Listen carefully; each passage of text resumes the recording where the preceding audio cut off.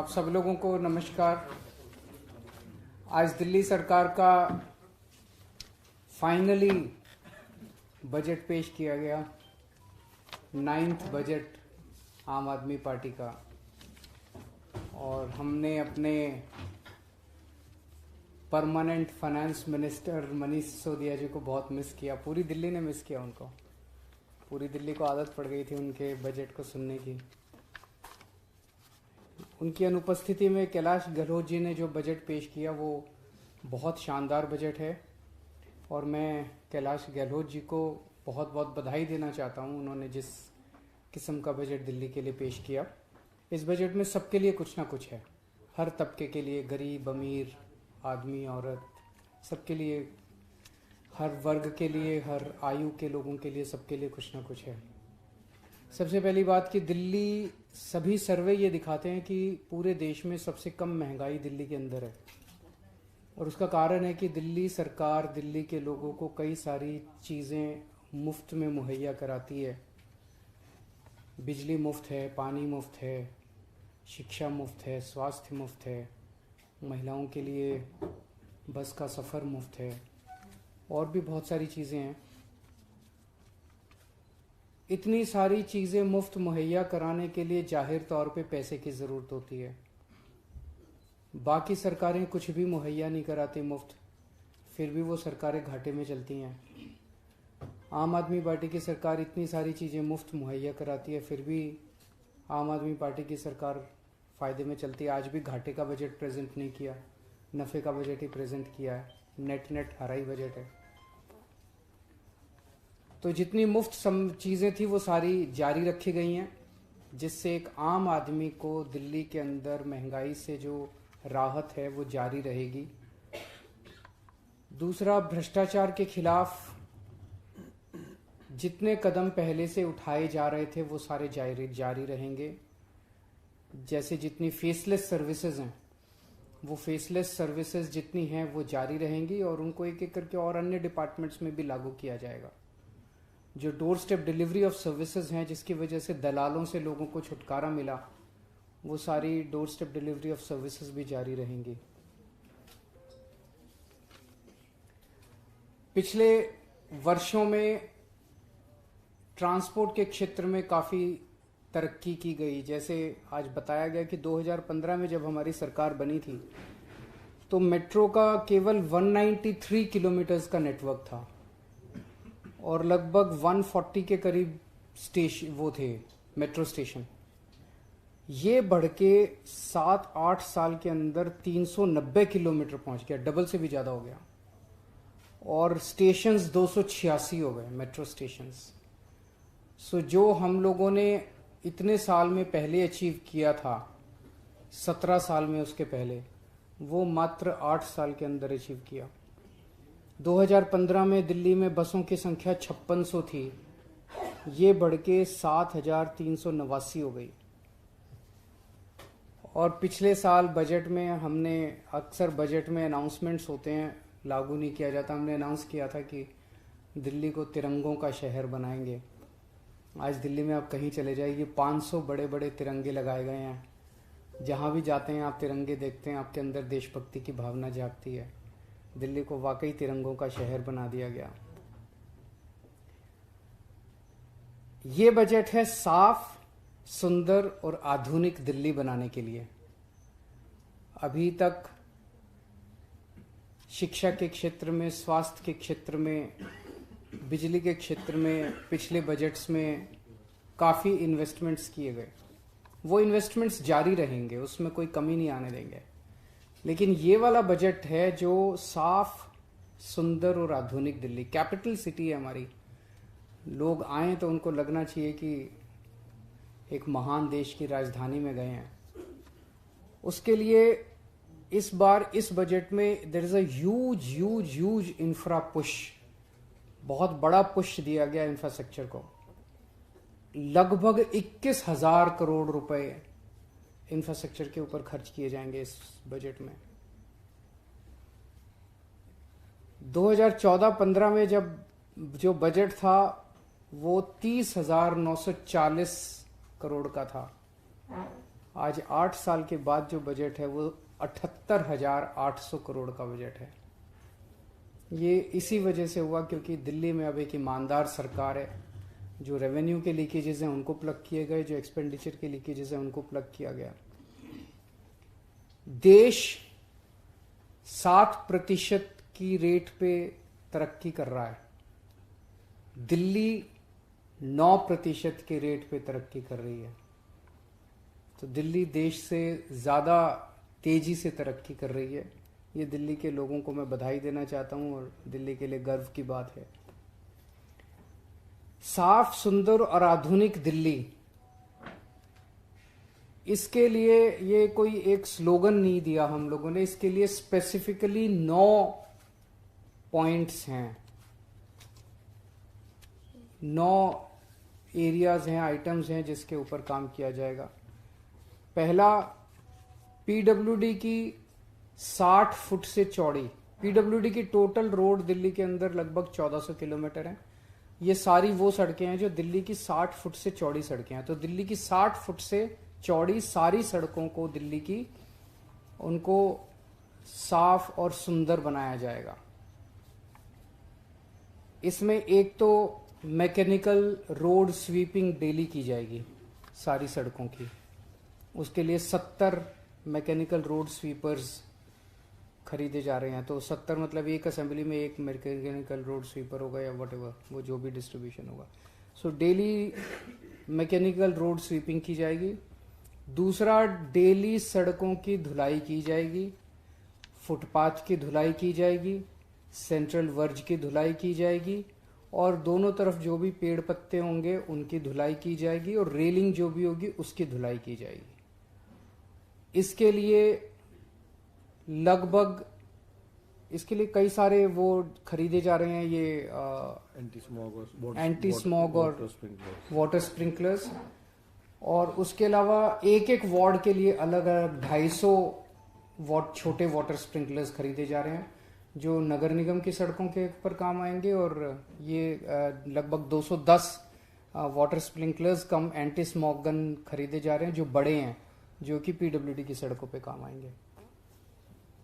जितनी भी पीडब्ल्यूडी की सड़कें हैं 1400 किलोमीटर, इनकी सबकी एक गो में सारों की रिपेयर कराई जाएगी। पहले जितनी रेलिंग टूटी पड़ी हैं, फुटपाथ टूटे पड़े हैं, सेंट्रल वर्ज टूटे पड़े हैं, कर्ब स्टोन टूटे पड़े हैं, सड़कें टूटी पड़ी हैं, सारों की एक साथ इस आने वाले समय साल में एक साथ सबकी रिपेयर करा दी जाएगी।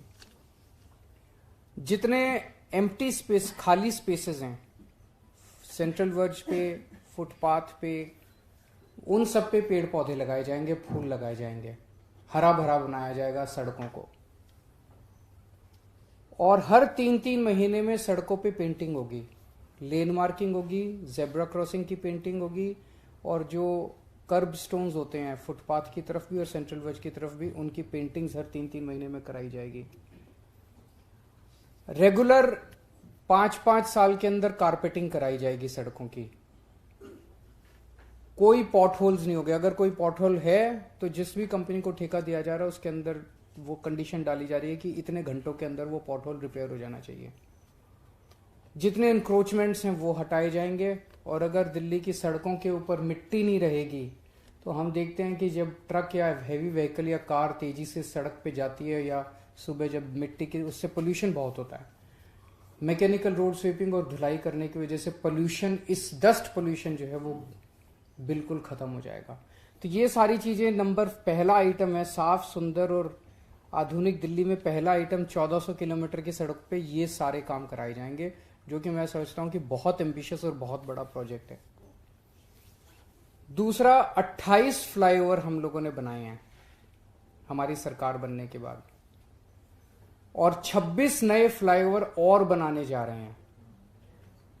उनकी कुछ की डिटेल्स मंत्री जी ने अपने बजट में पेश की। उनका सारा, उनमें से कई सारे 26 जो नए हैं उनमें से कई सारे एडवांस्ड स्टेज में भी हैं, लेकिन 26 नए फ्लाईओवर बनाए जाएंगे। तीसरा, 3 अपने अलग किस्म के, यूनिक किस्म के डबल डेकर फ्लाईओवर बनाए जाएंगे। आप जो मेट्रो देखते हो ना, मेट्रो चलती है, अब उसी के नीचे एक लेवल और बनाया जाएगा। ऊपर मेट्रो चलेगी और नीचे वो चलेगी, बस ये सड़क होगी, सड़क होगी।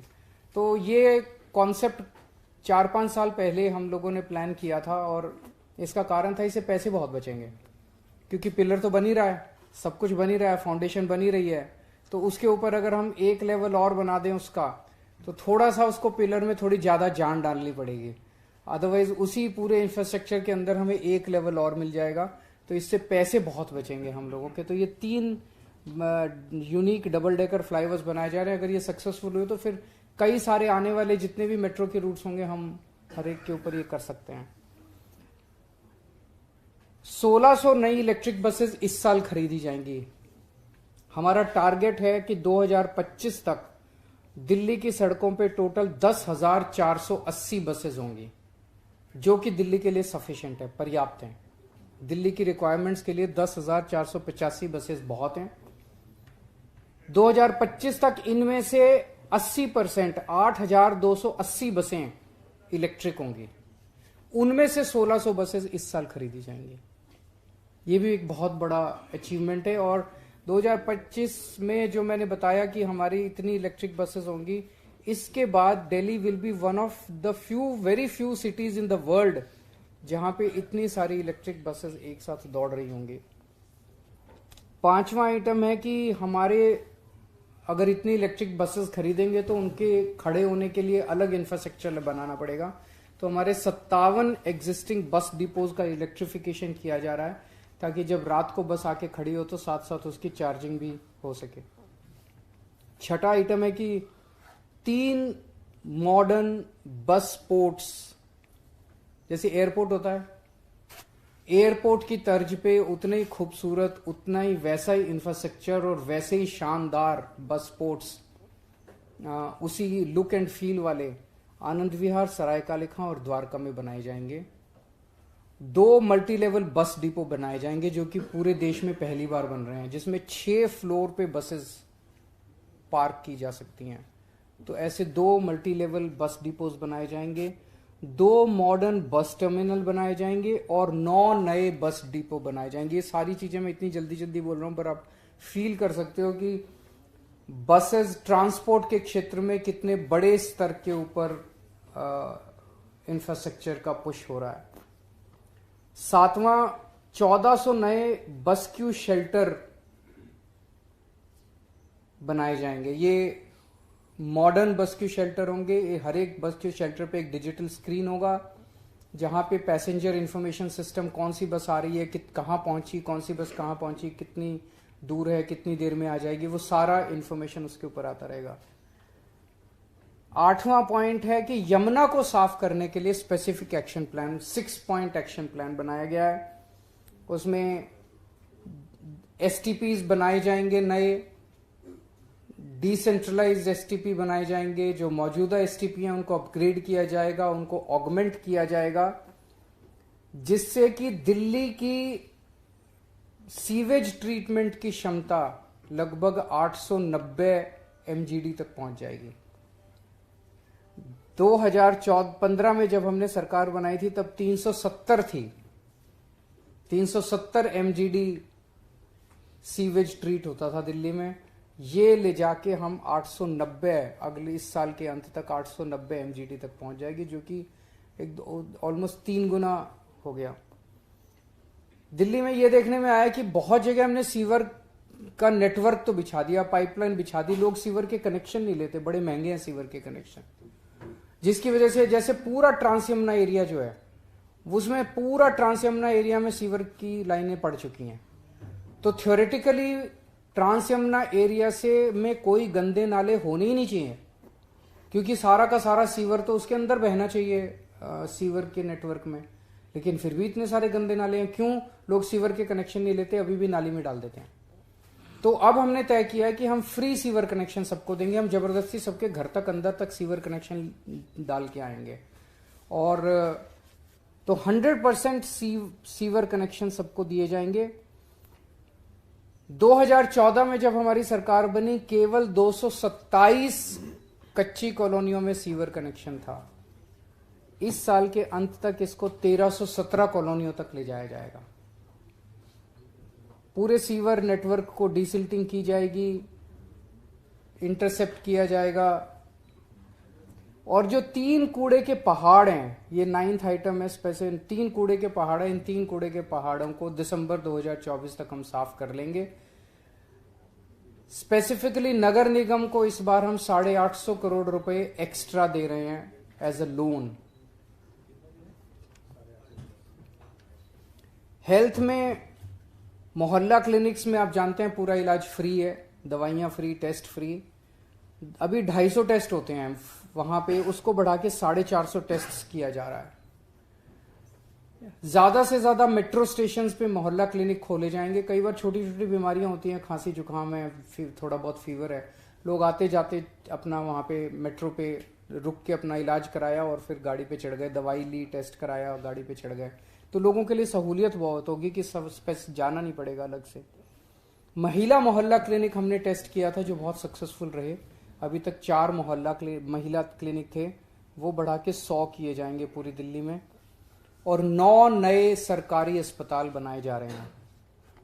तो अभी तक पूरे दिल्ली में 14 सरकारी अस्पतालों में 14,000 बेड्स हैं, ये बढ़ा के 30,000 बेड्स दिल्ली के सरकारी अस्पतालों में। मुझे लगता है कि उसके हिसाब से इंटरनेशनल WHO के जो नॉर्म्स हैं वो हम पूरे कर पाएंगे कि पर 1000 पॉपुलेशन कितने बेड्स होने चाहिए। I think we will be at par with the international standards.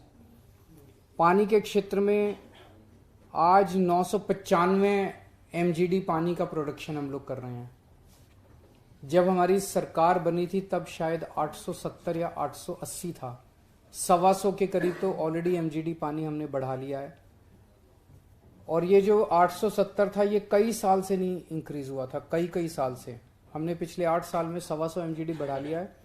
अब 2025 तक का हमारा टारगेट है कि इसको 990 से लेके हमें 1250 MGD तक पहुंचाना है और 24 घंटे पानी के लिए इंतजाम करना है लोगों के लिए। इसके लिए जितने अब जो थोड़े बहुत एरिया रह गए हैं, 2015 में केवल 985 कॉलोनियों में, कच्ची कॉलोनियों में पानी की पाइपलाइन थी। अब हमने 1671 कॉलोनियों में पानी की पाइपलाइन पहुंचा दी है। पिछले 8 साल में 5138 किलोमीटर पानी की पाइपलाइन डाली गई है।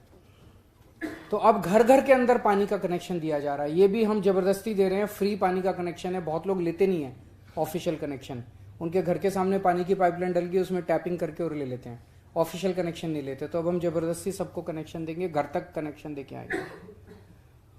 और जैसा मैं बार बार कहता हूं, हम दिल्ली को झीलों का और लेक्स का शहर बनाएंगे। तो इस साल 20 नई बड़ी लेक्स बन के तैयार हो जाएंगे। सो मोटे मोटे तौर पे ये कुछ एक हाइलाइट्स थे। अगर आपके स्पेसिफिक कुछ प्रश्न है तो आप बताइए। शुरुआत में आपने कहा कि बहुत सारी मुफ्त योजनाएं हैं जो जारी रहेंगी, कितना बजट उसके लिए आप खर्च करेंगे, उसके बारे में अगर आप बता। अलग से सब्सिडी का कितना बजट है? टोटल होगा, मैं अब आपको अलग से फिगर ले दूंगा। सब्सिडी का टोटल बजट जो है वो आपको बता देंगे। सर दो सवाल सर आपसे। एक तो ये सवाल कि अब आप जो बसों को भी मोहल्ला बस बना दिया है कि घर तक लास्ट माइल अंदर कॉलोनीज तक जाएगी, लास्ट माइल कनेक्टिविटी रहेगी। इसको सर कैसे आप करेंगे? और दूसरा सवाल जो बीजेपी से रिलेटेड है, क्योंकि नेता विपक्ष की भी बात हुई, उनको निराशाजनक लग रहा है, कह रहे हैं कि यमुना पार्क को भी कुछ नहीं। सारी दिल्ली को ही दिया यार। इसमें 1 मिनट मैं बताता हूँ यमुना पार्क को क्या क्या दिया। बिजली फ्री जारी रहेगी, यमुना पार्क की भी रहेगी। पानी फ्री जारी रहेगा, यमुना पार्क का भी रहेगा। भ्रष्टाचार से मुक्ति दे, डोर स्टेप डिलीवरी वो यमुना पार्क। 1400 किलोमीटर PWD की सड़कें यमुना पार्क की भी रहेंगी। 28 फ्लाईओवर बनेंगे, वो यमुना पार्क में भी बने। 26 डबल डेकर फ्लाईओवर बनेंगे, वो यमुना पार्क में भी। 1600 नई इलेक्ट्रिक बसें आएंगे, वो क्या रहे हैं वो तो सारी चीजें। मोहल्ला बस का थोड़ा सा आप एक्सप्लेन कर दीजिए। मोहल्ला बस का जो 9 मीटर की बसें हैं वो बेसिकली जहाँ भी हमारी 12 मीटर की बसें नहीं जा पाती, काफ़ी सारे जो अनऑथराइज्ड कॉलोनीज के पार्ट्स हैं या झुग्गी झोपड़ी जो बस्तियाँ हैं, तो उसको हम टारगेट करेंगे। और जैसे कि मैंने बजट स्पीच में बताया कि CM साहब के नेतृत्व में एक रूट रैशनलाइजेशन स्टडी की गई थी। So basically we have examine जितने भी हमारे रूट्स हैं दिल्ली के, उनको साइंटिफिकली एग्जामिन किया। और मैं ये भी बताना चाहूँगा कि ये इस तरह की स्टडी तो पहले सरकारों में इनिशिएट हुई थी, लेकिन कहीं भी इस तरह की स्टडी कभी भी कंप्लीट नहीं की गई। ये पहली बार हुआ कि माननीय सिंह के नेतृत्व में पहली बार ये स्टडी इनिशिएट भी हुई। लगातार ये 2-2.5 साल स्टडी चली है, बल्कि मैं तो सीएम साहब को रिक्वेस्ट किया है कि इस तरह की स्टडीज हम रेगुलरली 6 महीने में, 1 साल में, it becomes a continuous process. वो पूरी स्टडी करने के बाद उसमें जो असेसमेंट आया वो ये आया कि दिल्ली में अगर 2000 के आसपास अगर हमारी छोटी बसें होंगी तो जहाँ भी हमारी बड़ी बसें नहीं जा पाती हैं जिन एरियाज में, उनमें सारी 9 मीटर की छोटी बसें चलेंगी, ताकि वो लास्ट माइल कनेक्टिविटी का हमेशा या फर्स्ट माइल कनेक्टिविटी का इशू है वो रिजॉल्व हो सके। और कई सारे आप देखोगे एरियाज ऐसे भी हैं, अभी जो बड़ी बसें हैं वो कई जगह हम देखते हैं अंदर अंदर गलियों के अंदर जा रही हैं, 2 आदमी बैठे हैं इतनी बड़ी बस के अंदर, और वो अंदर अंदर गलियों के अंदर से वो खत्म कर देंगे। वहां पे अब छोटी बसें जाएंगी, बड़ी बसें बड़े रूट्स पे रहेंगी जहां पे, जिससे कि उनकी फ्रीक्वेंसी खूब तेजी से हम बढ़ा सकें, और ये छोटी बसें जो है ये छोटे अंदर गलियों के अंदर के लिए रहेगी। बजट में रेवेन्यू में आपने 3 साल का योजना का जिक्र भी किया है और भी जगह योजना शुरू होनी है, तो इसको लेकर कितना आप बजट खर्च करेंगे, कहाँ किस पे? तीर्थ यात्रा योजना, और ये कब आप लोग अभी क्या ये तीर्थ यात्रा का बजट क्या है? आई थिंक 50 CR रखा है हमने, पर इसमें कमी नहीं होने देंगे। कमी जो रहती है वो अवेलेबिलिटी ऑफ रेलवे की रहती है। रेलवे अगर जितना हमें रेलवे दे देगी 50 करोड़ से और बढ़ा देंगे हम। सब्सिडी देना चाहिए। ये सब्सिडी का टोटल सारी सब्सिडीज मिला के है 4788 करोड़, जो कि विच इज मतलब लेस देन शायद 7-8% के करीब बनता है। सर लेकिन अबूरा जो डिले जिस तरीके का 5% बनता है। हाँ सर, लेकिन जिस तरीके का विवाद के साथ रहता है, हर फाइल में जिस तरीके की चीजें रोकी जाती हैं, अभी जो बजट भी डिले हुआ है, आपको लगता है कि आपने जो इतना बड़ा बजट तैयार किया है उसको आसानी से आप जल्दी से तैयार कर पाएंगे? ये जिंदगी आसान नहीं है, संघर्ष से भरी हुई है। कोशिश करेंगे और कोशिश करते आए हैं। इतनी मुसीबतों के, इतने अड़चनों के बावजूद इतना कुछ 60 साल में हासिल कर लिया, ये हमारी शानदार एडमिनिस्ट्रेटिव स्किल्स दिखाता है। अगर ये सारी अड़चनें ना होती और दिल्ली फुल स्टेट होता तो आज पता नहीं हम दिल्ली को कहाँ ले गए होते। पर अब चिंता मत कीजिए, सारा लागू करेंगे। अगली बार आपके साथ यहीं बैठाऊंगा, मेरे से पूछ लेना एक एक। सर आपने यमुना के ऊपर बात की, यमुना एक्शन प्लान में आपने कहा 6 पॉइंट रहेगा। काफी सालों से यमुना के ऊपर कई प्लान्स बने हैं और कई बार इश्यूज हमेशा हमने देखा है। आप लोगों की तरफ से स्पेसिफिक क्या है, कितना पैसा एलोकेट किया गया है यमुना की क्लीनिंग के लिए? मैंने आपको एक प्रॉमिस किया हुआ है कि अगले चुनाव के पहले आपके साथ यमुना में डुबकी लगाऊंगा, वो कर दूंगा पूरा। हाँ, अगले 2025 का जो चुनाव है। सर यमुना से रिलेटेड है, 6.0 एक्शन प्लान है। ये एक्शन प्लान रिएक्शन में होगा या ये यमुना एक्शन प्लान बनता ही रहेगा? क्योंकि हम देख रहे हैं इतने सालों से, आपकी सरकार से पहले भी था, आपके सामने भी बन चुका। यमुना साफ कब होगी? मैंने आपको बता दिया 2025 तक हो जाएगी। अभी बोला 2025 के चुनाव के पहले आप सबको लेके डुबकी लगवा के लाऊंगा। सर वित्त मंत्री ने एक बात कही कि 325 करोड़ रुपए जो सेंटर से मिलते थे वो अब शायद नहीं मिलेंगे, उसकी भरपाई कैसे करेंगे? आप सब लोग आवाज उठाइए उसके लिए, मीडिया वाले सब लोग आवाज उठाइए। ये तो अन्याय है। हम लोग लगभग 2 लाख करोड़ रुपए, आप सब लोगों को जो तनख्वाह मिलती है वो तनख्वाह में से टीडीएस कटता है, वो टीडीएस सेंटर में चला जाता है, दिल्ली के ऊपर खर्च नहीं होता। आप मेहनत करते हो दिल्ली में, कमाई करते हो दिल्ली में, टैक्स कटता है दिल्ली में, और वो सारा सेंटर में चला जाता है। तो अन्याय है बहुत बड़ा। वापस उसमें से एक नया पैसा नहीं मिलता हम लोगों को। सर डीआईपी को 500 करोड़ रुपए देने की बात हुई है सर, वहाँ एक भी सूचना अधिकारी नहीं है, सहायक सूचना अधिकारी नहीं है, उपनिदेशक नहीं है, ये कैसे होगा? ये तो सर्विसेज हमारे पास नहीं है अभी। तो मैं आपको एक चीज बता दूं, पीडब्ल्यूडी सेक्रेटरी नहीं है। मैंने 10 या 12 फरवरी के आसपास ये जितनी चीजें हैं, एक प्रेस कॉन्फ्रेंस की थी, याद है आप लोगों को? उसमें मैंने कहा था ये हम 1400 किलोमीटर सड़कों को साफ करेंगे, स्वीपर होगा, मैकेनिकल रोड स्वीपर होगा, ये होगा वो होगा, और धोएंगे सड़कों को, रिपेयर करेंगे, पौधे लगाएंगे। ये सारा प्रोजेक्ट टेंडर होना था, 1 अप्रैल तक टेंडर हो जाना था। आपको जान के ताज्जुब होगा कि तब से लेके आज तक रेगुलर पीडब्ल्यूडी सेक्रेटरी नहीं पोस्ट कर रहे एलजी साहब। मैं 10 बार उनको बोल चुका, तो जिसकी वजह से वो फाइल अप्रूव ही नहीं हुई, कैबिनेट में ही नहीं आई। सो ये जो बोल रहे थे कि अड़चने तो बहुत लगाएंगे, कोशिश कर रहे हैं, लड़ेंगे। अब मैं अगर कहूंगा 10, फिर एक दिन प्रेस कॉन्फ्रेंस करनी पड़ेगी कि एलजी साहब पीडब्ल्यूडी सेक्रेटरी नहीं दे रहे, तो फिर आप कहोगे केजरीवाल लड़का बहुत है। सर कैलाश जी ने ये भी कहा कि 2024 के आखिरी तक तीनों कूड़े के पहाड़ों को हम खत्म करेंगे। आप भलसवा भी गए थे, ओखला भी गए थे, जिस रफ्तार से काम चल रहा है क्या लग रहा है? भलसवा बहुत अच्छा चल रहा है। भलसवा तो मुझे लगता है कि टारगेट से पहले ही हो जाएगा। ओखला में कमी है, कल मैंने कमिश्नर को भी बोला था कि ओखला टारगेट उनका जो है उसके हिसाब से अभी पिकअप नहीं किया। उन्होंने मुझे बोला है कि 31 मार्च तक 10,000 मीट्रिक टन पर डे का टारगेट। अभी जो चल रहा है 5-6 हजार डेली, मेरे पास डेली रिपोर्ट आती है तीनों पहाड़ों की। गाजीपुर में मैं अभी आपके साथ चलूंगा, 2-3 दिन में चलेंगे गाजीपुर।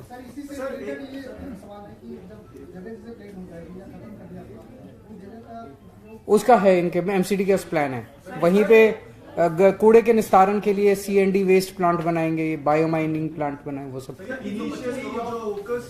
325 करोड़ जो आप कह रहे हैं केंद्र अब ये भी देना बंद कर देगा, तो कह क्या रहा है उसमें, ये देंगे ही नहीं? उनको कहने थोड़ी होता है, उनको तो करना होता है। वो बस देंगे ही नहीं। इसके ऊपर हम विचार करेंगे कि क्या कोर्ट में जाया जा सकता है, बिकॉज ये बहुत दिल्ली के साथ अन्याय है कि 2 लाख करोड़ रुपए का इनकम टैक्स लेके Delhi is like a growth, like an engine. अगर आप इंजन में पेट्रोल डालना, डीजल डालना बंद कर दोगे, दिल्ली पूरे देश के लिए कमाई करके देता है, बॉम्बे पूरे देश के लिए कमाई करके देता है। आप जो कमाई करने वाला है, जो सोने के अंडे देने वाली मुर्गी है, उसको अगर चारा ही देना बंद कर दोगे तो वो मुर्गी अंडे कैसे देगी? सो दिल्ली एक सोने के अंडे देने वाली मुर्गी है, उसको चारा ही देना बंद कर दोगे तो कैसे? दिल्ली तो पूरे देश के लिए रोजगार देता है, दिल्ली पूरे देश के लिए पैसे इकट्ठे करके देता है, वेल्थ जनरेट करता है। एजेंसियों का मुद्दा आप उठा रहे हैं, अलग-अलग एजेंसियों के गलत इस्तेमाल का मुद्दा आप उठा रहे हैं, उसमें आगे क्या रणनीति आपकी रहेगी और किस तरह से ये पूरा मामला आगे लेके जाएंगे? क्योंकि पिछली बार जब मनीष गिरफ्तारी हुई, देखिए जब वो लोग जो कर रहे हैं वो ठीक नहीं कर रहे, आप सब लोग देख रहे हैं, लेकिन हमें उनसे कोई कंप्लेन नहीं है। वो जब से हम राजनीति में आए हैं तब से संघर्ष कर रहे हैं, हमने कोई गलत काम नहीं किया, कोई डरने की जरूरत नहीं है। जेल में डाल रहे हैं, डाल दें, हम तो जेल में रह के आए हैं, डंडे खा के आए हैं। तो मनीष जी को डाल दिया, सत्येंद्र जी को डाल दिया, और 2-4 मंत्रियों को अभी भी धमकी देते हैं, कहते हैं केजरीवाल को भी डाल देंगे। डाल दे केजरीवाल को भी, इससे अगर संतुष्टि मिलती है, अगर इससे देश की तरक्की होती है तो केजरीवाल को भी जेल में डाल। हमें इससे कोई नहीं है, जब तक हमें काम करने का मौका जनता ने दिया है, जितना मौका दिया है वो काम करते रहेंगे। इसी पे एडिशन है, आज जुडिशियल कस्टडी में भेज दिया गया है मनीष जी को, but are you seeing it as a relief right now or you think it's a process? ED की रिमांड खत्म हो गई थी, जेसी में जाना ही था। अब परसों शायद वो सीबीआई की बेल की एप्लीकेशन है, अगले दिन शायद ईडी की वो है। सर एक बार इस पे स्थिति क्लियर कर दीजिए कि आप अपोजिशन के जो non Congress non BJP CM हैं उनके साथ कुछ G8 बनाने की कोशिश कर रहे हैं क्या, या कुछ मीटिंग आप? ये एक प्लेटफॉर्म बन रहा है। कुछ मुख्यमंत्री, लगभग 8 मुख्यमंत्री, उनके बीच में मेरी उनसे कई राउंड्स ऑफ डिस्कशंस हो चुके हैं। हम सब लोग, ये पॉलिटिकल प्लेटफॉर्म नहीं है, ये एक गवर्नेंस प्लेटफॉर्म है। इसका मोटा मोटा आज मुझे अनाउंस करना पड़ रहा है, which is I am violating the protocol between the all of us. हमें सबको 8 को एक साथ मिलकर प्रेस कॉन्फ्रेंस करनी थी। इसमें हमने ये तय किया कि हर महीने हम 8 के 8 मुख्यमंत्री एक स्टेट में जाएंगे, उन 8 में से, और उन्होंने जो अच्छे काम किए वो अच्छे काम देख के आएंगे, उन अच्छे कामों को विजिट करके आएंगे ताकि हम सीख सकें। तो idea is that we learn from each other, हम सब एक दूसरे से सीख सकें, ये आइडिया है। तो इसमें कई राउंड्स ऑफ डिस्कशंस हो चुके हैं, उनके साथ भी, उनके ऑफिसर्स के साथ भी। वो जो लेटर लीक हुआ है वो एक तरह से डेट्स को फाइनल करने के लिए था, कि मतलब सबसे बात कर रहे थे, कोई कह रहा था ये डेट, कोई कह रहा था, मुझे लगा एक बार लेटर लिख के डेट्स को फ्रीज कर देते हैं, लेकिन फिर सबसे लगा कि 18th एंड 19th किसी को भी सूट नहीं कर रही, क्योंकि सबके असेंबली सेशंस हैं। तो सबने कहा कि रखो तो मिड अप्रैल के बाद ही रखना। तो अभी फिलहाल it's a work in progress जो लीक हो गया है। तो जब भी कुछ भी फाइनल होगा, फाइनली कौन कौन आएंगे, कैसे होगा, वो जैसे ही होगा तो हम डेफिनेटली आप लोगों को बताएंगे। वो तो लीक लेटर में लिखा हुआ है सारा, पढ़ लो उसमें। इसका 24 से कोई फ्रंट नहीं है, कुछ नहीं, it's a governance platform. It's not a political platform. हम एक दूसरे से सीखना चाहते हैं। अभी जैसे मैं केसीआर साहब के यहाँ गया था हैदराबाद, वहां पे उन्होंने हमें एक आई कैंप देखने के लिए बुलाया। तेलंगाना की कितनी 3 करोड़ या 4 करोड़ जनसंख्या है, वो सबका आई टेस्ट फ्री में करा रहे हैं, सबका। तो उन्होंने उसकी पूरी प्लानिंग की हुई थी। किसी को भी चश्मा चाहिए फ्री में चश्मा दे रहे हैं, किसी को आंख का ऑपरेशन करा रहा है फ्री में। तो एक तरह से 4 करोड़ या 3 करोड़ जनसंख्या की आंखें दुरुस्त करने का इतना बड़ा मैसेज, तो ये तो सीखना चाहिए। वहीं मैं अनाउंस करके आया कि मैं दिल्ली में भी करूंगा, मान साहब ने कहा मैं पंजाब में भी करूंगा। तो एक दूसरे हम सीख क्यों नहीं सकते? उन्होंने इरिगेशन का इतना शानदार काम किया हुआ है, तेलंगाना के अंदर इरिगेशन पे इतना शानदार काम हुआ है, उसको देखने के लिए स्पेशली भगवंत मान दोबारा गए अभी थोड़े दिन पहले। तो हम एक दूसरे से सीख क्यों नहीं सकते? सीखने के लिए, एक दूसरे से सीखने के लिए ये गवर्नेंस का प्लेटफॉर्म है। This is no political implication. नहीं, मैं आपको बता दूंगा, everyone said that before mid April it's not possible because everyone is busy with their respect. चुनाव आना है तो सभी इस नजर से भी देख रहे हैं कि जाहिर है आप एक ग्रुप बना रहे हैं जहां पर कोशिश रहे कि आपकी नजरों की उसका तो हम कुछ कर नहीं सकते। कल जंतर मंतर पर मोदी हटाओ देश बचाओ आपकी सभा है दिल्ली में, तो क्या लगे कि उस पे दिल्ली पुलिस ने एफआईआर उस पोस्टर पे एफआईआर कर दी। पर तो मोदी जी इतने डरे हुए क्यों हैं? इतने इनसिक्योर क्यों है यार? ये तो नॉर्मल सा पोस्टर है, कोई लगा ले, जनतंत्र के अंदर कोई लगा ले। इतने डरा हुआ प्रधानमंत्री, इतना इनसिक्योर प्रधानमंत्री, जिसको मर्जी। मुझे लगता है सुबह उठ के सोचते हैं कि आज बस किस किस को जेल में डालना है, इसको जेल में डाल दो, इसको जेल में डाल दो, इसको जेल में डाल दो। जिस जिसके हम टच में आए, whoever we came in touch with। Congress ruling भी स्टेट है कोई? नहीं, उसमें वो नहीं है। वो बताएंगे। Thank you.